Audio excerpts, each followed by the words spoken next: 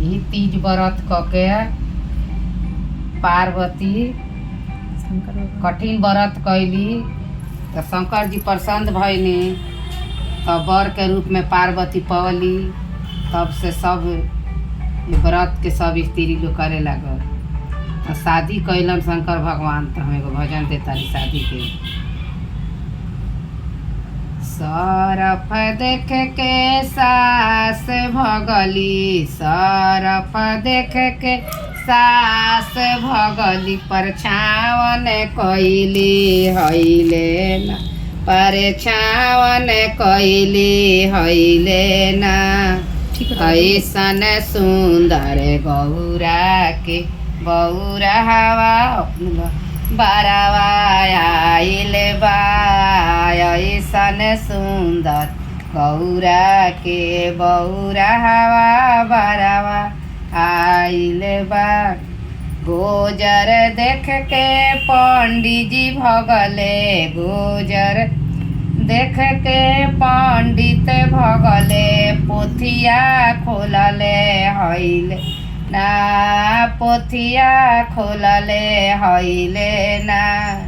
ऐसन सुंदर गौरी के बौरा हवा बारवा आइल बा, ऐसन सुंदर गौरी के बौरा हवे बारवा आइल बा। बीछी देख के नाउन भगली, बीछी देख के नाउन भगली, लहछुआ करवली हईले ना। ऐसन सुंदर गौरा के बौरा हवा बारवा आइल बा। हाडा देख के सखिया भगली, आरती उतरली हईले ना। ऐसन सुंदर गौरा के बौरा हवा बारवा आइल बा। पंडित भगले गोजर देख के पोथिया खोलले हईले ना।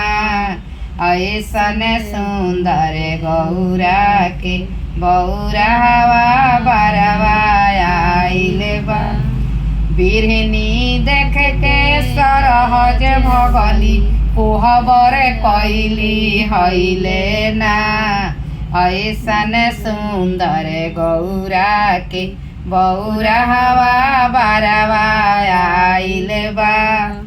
ऐसन सुंदर गौरा के बौरा हवा बारवा आइल बा।